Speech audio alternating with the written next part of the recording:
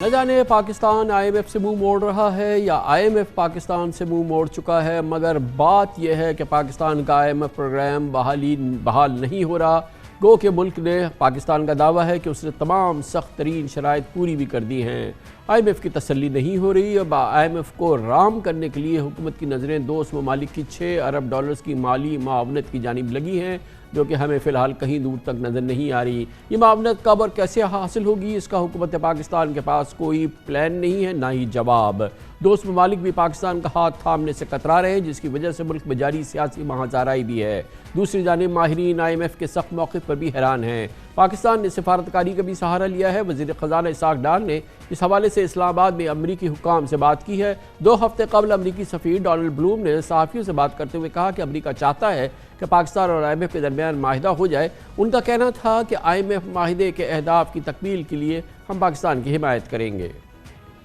اس معاملے میں ماہرین کہتے ہیں کہ امریکہ کوئی قابل ذکر کردار ادا نہیں کرنا چاہتا۔ امریکہ کا اس سلسلے میں ایک موقف رہا ہے کہ پاکستان کو اپنے جو اس وقت کے قریب ترین ممالک ہے، خاص طور پہ چین کو، اس حوالے سے پاکستان کو اس جانب بھی دیکھنا چاہیے۔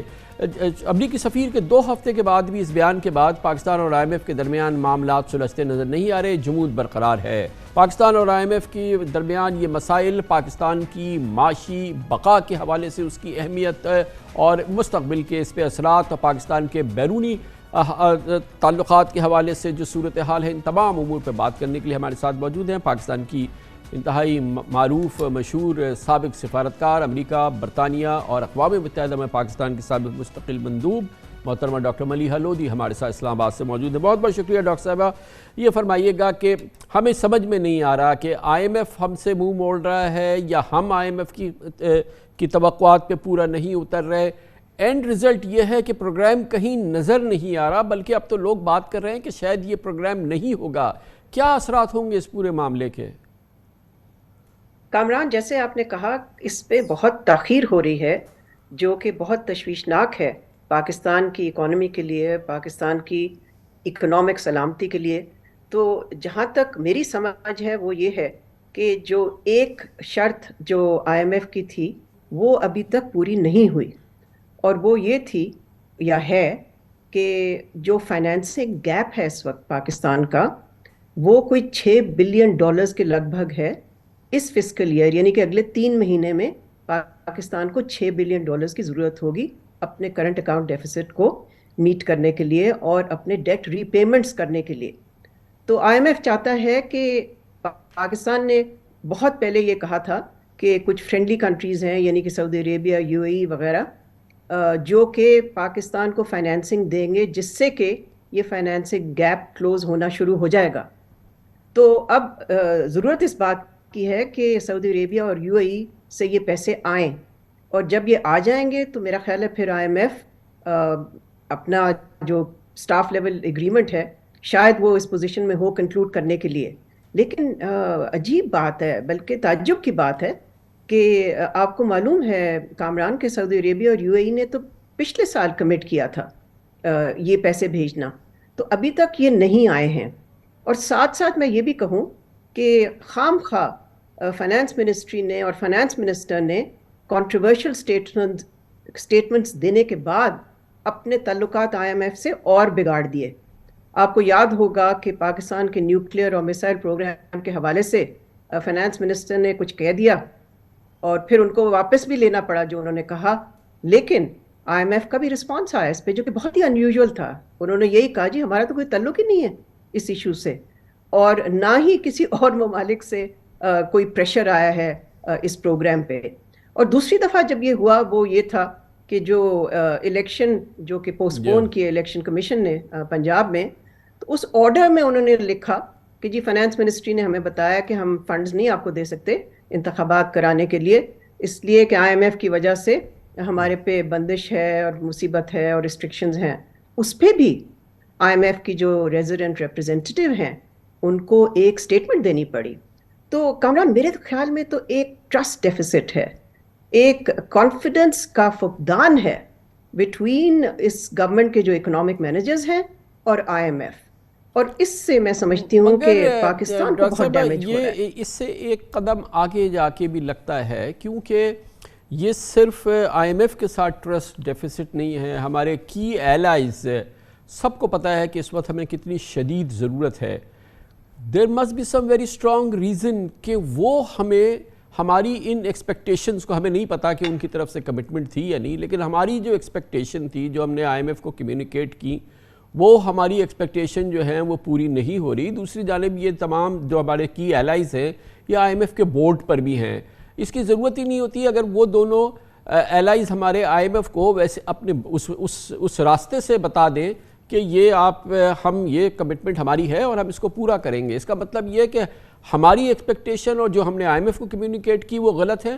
اور دوسری چیز یہ کہ کچھ ویرینس، کچھ تھکاوٹ ہمارے عظیم ترین دوستوں میں بھی ہے ہمارے حالات کی وجہ سے. دیکھیے کامران، آپ بالکل ٹھیک کہہ رہے ہیں. آپ نے بجا فرمایا.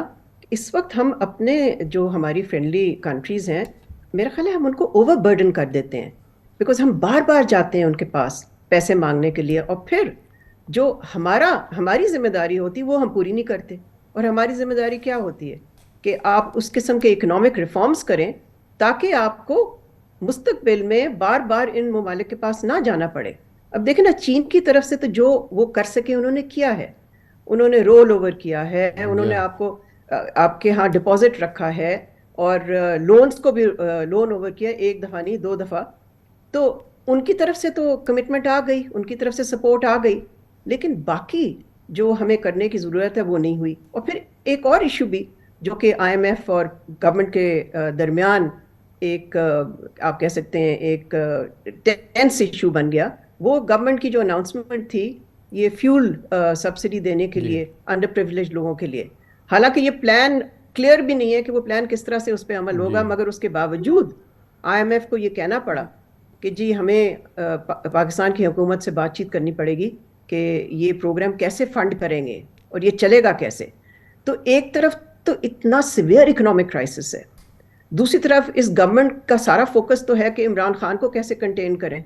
ان کا تو فوکس ہی مجھے نہیں لگتا کہ ہماری اکنامک کرائسس پہ ہے. ایک اور ڈیولپمنٹ ہے ہوئی ہے نا کہ یہ انفلیشن کی جو صورتحال ہے اس میں اب گورنمنٹ نے کسی طرح سے اسٹرکچر کیا ہے کہ پروونشل گورنمنٹس کے تھرو کر رہے ہیں، مگر کوئی 100 بلین کا جو یہ فلور ہے، یہ آٹا جو ہے وہ تقسیم کیا جا رہا ہے. ہمیں نہیں معلوم کہ جو اس وقت ایک ملک میں مہنگائی کی اور جو غربت کی حال ہے اس سے کیا اثر پڑے گا. لیکن بہرحال جو پروگرام کی روح ہے وہ تو ان چیزوں کو الاؤ نہیں کرتی اس انداز سے، کیونکہ یہ تو ایک طرح کا کیمپ لگا کے اور پھر جو بھی اس میں ہو رہا ہے. دیکھیں 8-9 لوگ مر چکے ہیں اس پوری صورتحال میں. یہ بھی ایک ایسا لگتا ہے کہ اریٹیشن ہوگی. دیکھیے نا، گورنمنٹ تو اپنے پاپولسٹ سکیمز پہ عمل کر رہی ہے، اور ساتھ ساتھ گورنمنٹ الیکشن کمیشن کو کہتی ہے ہمارے پاس الیکشن کرانے کے لیے پیسے نہیں ہیں. تو یہ تضاد اتنا ہے اس حکومت کی پالیسیز میں، اور اس تضاد کی وجہ سے میں سمجھتی ہوں کہ ہماری اکانومی کو بہت بڑا دھچکا لگ رہا ہے. میں تو سمجھتی ہوں کہ روزانہ ایک سیٹ بیک ہوتا ہے ہماری اکانومی کو. اور اس وقت آپ کو معلوم ہی ہے کہ ہمارے فارن ایکسچینج ریزروز چائنا کے ایک رول اوور کرنے سے $4 بلین کے قریب ہیں، مگر وہ بھی بہت پریکیریس ہے. وہ تو مشکل سے 1 مہینے کے امپورٹس کو بھی نہیں کور کر پائیں گے. تو ایسی سیریس سچویشن میں مجھے تو سمجھ نہیں آ رہی کہ یہ گورنمنٹ نہ کچھ بتاتی ہے عوام کو کہ صورتحال کیا ہے، اور نہ ہی یہ فوکس کرتی ہے. ان کا سارا فوکس پالیٹکس پہ ہے. جو یہ ہمارا انٹرنل اسٹرائف ہے ڈاکٹر صاحبہ، یہ کتنا امپیکٹ کر رہا ہے اب جو باہر کی طاقتیں ہیں ان کے آؤٹ لک پہ، یا ملٹی لیٹرل ایجنسیز پہ، I M F, world bank? آخر ان کی بھی تو نگاہ ہے نا کہ پاکستان میں ہو کیا رہا ہے، 3 مہینے بعد کیا ہوگا، 1 مہینے بعد کیا ہوگا، 15 دن بعد کیا ہوگا. اور پھر یہ ہمارے عظیم ترین جو فرینڈلی کنٹریز ہیں ان کو بھی تو وہ بھی تو دیکھتے ہیں کہ یہاں کیا ہونے والا ہے آگے چل کے. یہ بھی تو بے پناہ متاثر کر رہا ہے نا جو ہماری معاشی صورتحال ہے، اور ہمیں باہر سے کچھ اس میں سپورٹ نہیں آ رہی.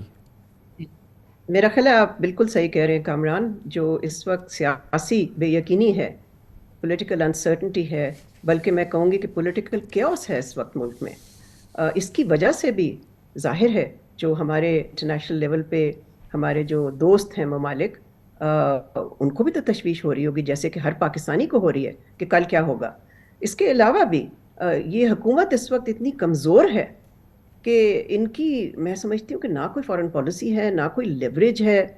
تو اور اب آپ دیکھ لیں کہ معیشت پہ بھی ناکامی ہم دیکھ رہے ہیں اس حکومت کی طرف سے. یہ فرمائیے کہ ہم اس بری طرح کے انٹرنل کیوس کا شکار ہیں. بعض لوگ انارکی کہتے ہیں، کیوس تو ہے نا، میسو سٹرائف ہے، اکنامک بری طرح کا کیوس ہے اور کرائسس ہے، اور ہم بالکل ہے جیسے کہ ابھی بات بھی ہوئی ہے کہ ہارڈلی 3 ویک کے ہمارے ریزروز رہ گئے ہیں، ڈیفالٹ کے قریب ہیں، اکانومی ایٹ دا برنک. ساری دنیا کا انٹرنیشنل میڈیا جو ہے اس بات کو کہہ رہا ہے. یقیناً ہمارے جو سیف گارڈز ہیں، جو ہم ایک نیوکلیئر پاور ہیں اور جو ہماری سیفٹی اینڈ سیکیورٹی کے جو سیف گارڈز ہیں، پوری دنیا کو اس کو بڑا شدید اعتماد ہے. کیا یہ لامتناہی رہ سکتا ہے اس پوری صورتحال میں دنیا کا اعتماد ہمارے سیفٹی سیکیورٹی سیف گارڈز پہ؟ میرا نہیں خیال اس وقت نیوکلیئر ایشو کا کوئی تعلق ہے ہماری پولیٹیکل انسٹیبلٹی سے. میرا خیال ہے جس چیز کا سب سے بڑا تعلق ہے وہ ہماری اکنامک اسٹیبلٹی ہے. اس لیے کہ اگر یہ پولیٹیکل انسٹیبلٹی جاری رہتی ہے اور اسی طرح سے جو گورنمنٹ اور اپوزیشن کے درمیان کانفرنٹیشن ہے وہ چلتا جاتا ہے اور الیکشنز اناؤنس ہی نہیں ہوتے ہیں، بلکہ حکومت کہتی ہے جی اکتوبر تک انتظار کریں پروونشل کے لیے بھی اور نیشنل کے لیے بھی، اور کوئی اگریمنٹ نہیں ہوتی ہے آن اے کامن ڈیٹ، تو دیکھیں اس کا اثر ہماری معیشت پہ پڑے گا. میں نہیں سمجھتی کہ nuclear programme is under any kind of threat اور چیلنج، وہ ایک الگ ایشو ہے. مگر جس ٹرسٹ ڈیفیسٹ کی آپ بات کر رہے ہیں وہ ہمارے اکنامک فرنٹ پہ ہے، اور یہ اکنامک فرنٹ پہ جو ٹرسٹ ڈیفیسٹ ہے یہ عوام کا بھی ٹرسٹ ڈیفیسٹ ہے اس حکومت پہ. اور بین الاقوامی سطح پہ بھی میرا خیال ہے جو ہماری فرینڈلی کنٹریز ہیں، مجھے تو لگ رہا ہے کہ وہ خاصی بیزار ہو گئی ہیں کہ یہ حکومت اس سے کچھ چل ہی نہیں رہا ہے آگے، یہ سنبھال ہی نہیں پا رہی کسی چیز کو. بہت بہت شکریہ ڈاکٹر ملیحہ لودھی ہمارے ساتھ تھے.